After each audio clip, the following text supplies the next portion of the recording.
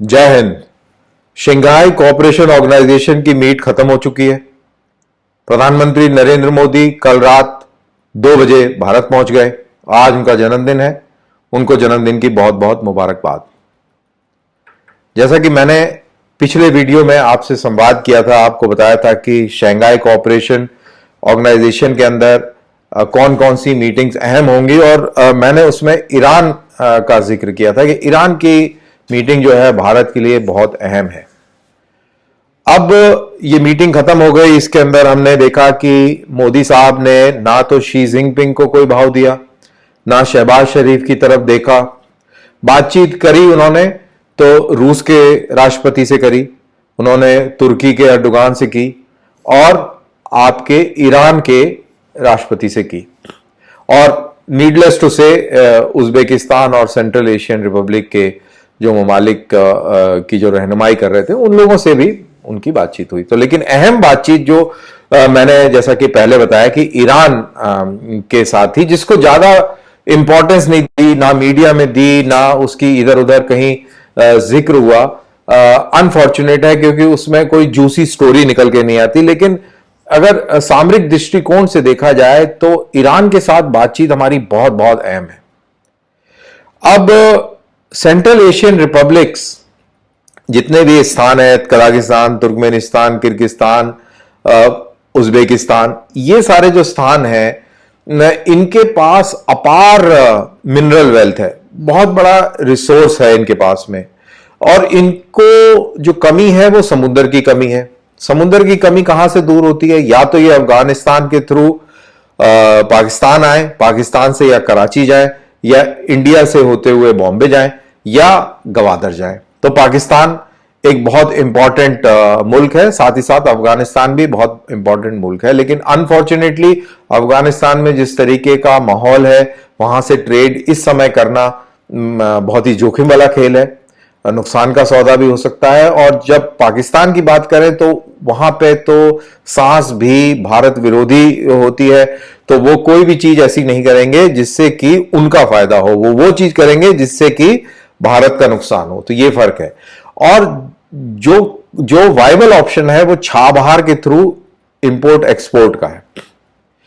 तो ईरान के साथ में बातचीत इसलिए बहुत बहुत अहम हो जाती है। बाकी तो सिर्फ बातें हैं, लेकिन यहां पर एक्चुअल में आपकी इकोनॉमी, आपको रोजगार, आपके देश की तरक्की इस बातचीत पे काफी निर्भर करती थी।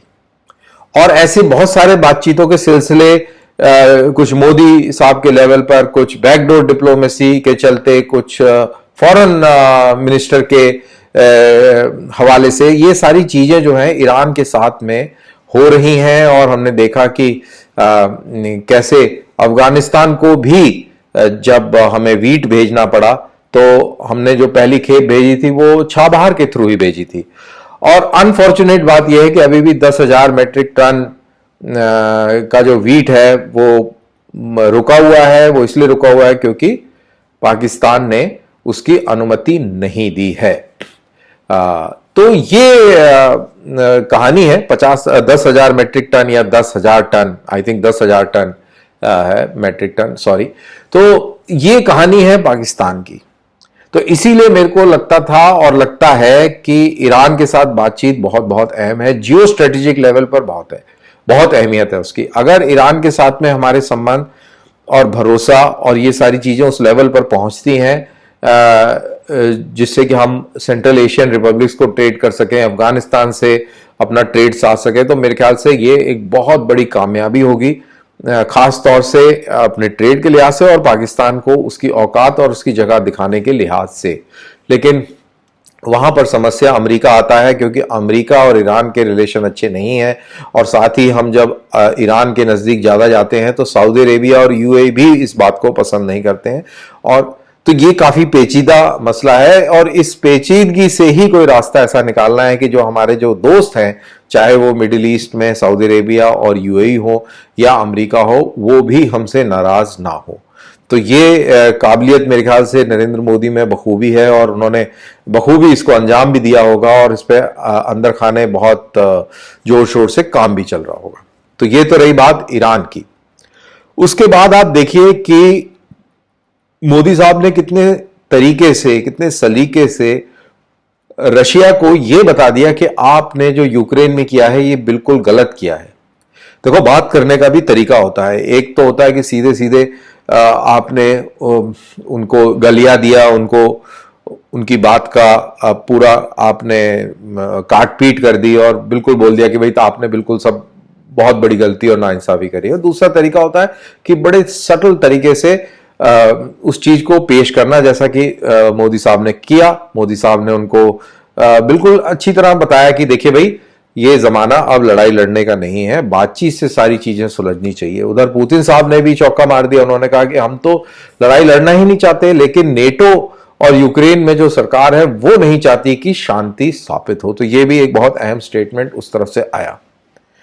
अब ये तो रही बात रूस की, भारत की और ईरान की। अब इसमें एक दिलचस्प एंगल चीन की तरफ से भी है। वो एंगल इस तरीके से निकल के आता है कि एक एससीओ का ये पूरा एक स्टेटमेंट निकला और भारत के जो फॉरेन सेक्रेटरी हैं उन्होंने ब्रीफ किया, जिसमें उन्होंने बोला कि सारे एससीओ मुल्क इस बात से सहमत थे कि आतंकवाद एक बहुत बड़ा दानव है और इसके ऊपर कंट्रोल करना बहुत जरूरी है। सारे के सारे इस दानव से परेशान हैं और उन्होंने साझा चिंता जताई और सबने कहा कि हमें एक ऐसी लिस्ट बनानी चाहिए उन आतंकवादियों की जिससे ये पूरा एससीओ का जो इलाका है ये परेशान है।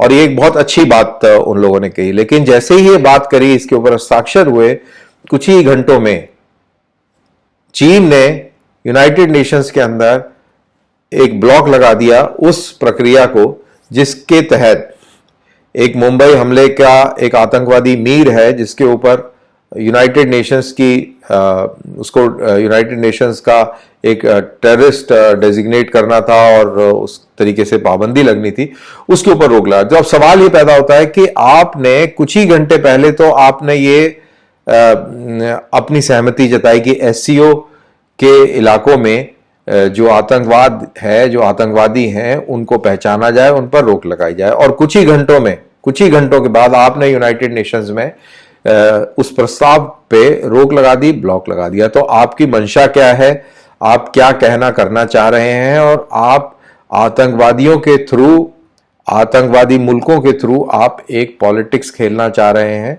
ये बिल्कुल जाहिर हो जाता है और ये भी बात क्लियर हो जाती है कि इस तरीके के जो जॉइंट स्टेटमेंट में इस तरीके की जो बातें करी जाती हैं ये सब बेईमानी और बेकार की हैं, क्योंकि दरअसल हर एक मुल्क अपने अपने मफाद को साधता है।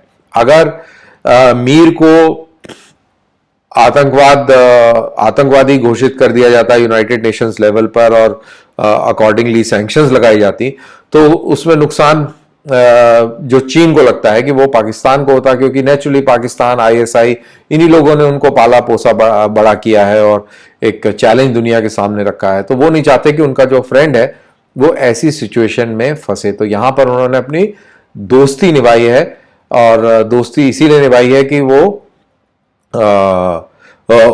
क्योंकि खुद भी जिंगजियांग में काफी मुसलमानों के ऊपर तशद्दुद कर रहे हैं चाइना, और अगर ये सपोर्ट कर देता मान लो, तो ये सारे पाकिस्तानी मुल्ले खड़े हो जाते और चाइना को घेरना शुरू कर देते। तो चाइना के लिए भी वो समस्या है कि यह पाकिस्तानी हैं, दोस्त भी हैं, लेकिन अगर उनके साथ में अगर ये ऐसी स्थिति सिचुएशन हो जाती है यूनाइटेड नेशन में और हमने उसमें ब्लॉक कर दिया, तो ये सारे के सारे मुल्ले हमारे ऊपर पड़ जाएंगे और बहुत हल्ला गुल्ला शोर मच जाएगा। तो ये एक चीन के ऊपर दबाव भी है। दूसरी चीज, वो भारत के ऊपर भी दबाव रखना चाहता है। वो नहीं चाहता कि भारत का एजेंडा इसमें सिद्ध हो जाए, और भारत का एजेंडा बड़ा सिंपल है कि पाकिस्तान आतंकवाद बंद करे और उसके बाद किसी भी चीज के ऊपर बातचीत करे। तो ये सारी चीजें अहमियत वाली हैं। और एंड में मैं ये कहूंगा कि नरेंद्र मोदी ने जिस तरीके से डिप्लोमेसी का मुजाहरा किया समरकंद में, बहुत ही काबिल तारीफ है। और उन्होंने जितनी सफाई से जो है अमेरिका को भी नाराज नहीं होने दिया, इतनी भी नजदीकियां रूस के साथ नहीं दिखाई कि अमेरिका नाराज हो जाए। यूक्रेन की बात भी अपने तरीके से करी और अपना जो भारत का जो मौकिफ है उसको सामने रखा। तो ये बहुत अच्छी चीज रही और ये मेरे ख्याल से एक बहुत बड़ा टेक अवे है as far as India is concern. तो ये था मेरा total summarised analysis of SCO meet at Samarkand. आपको पसंद आया हो तो लाइक कीजिए, शेयर कीजिए और सब्सक्राइब करना ना भूलिएगा। जय हिंद।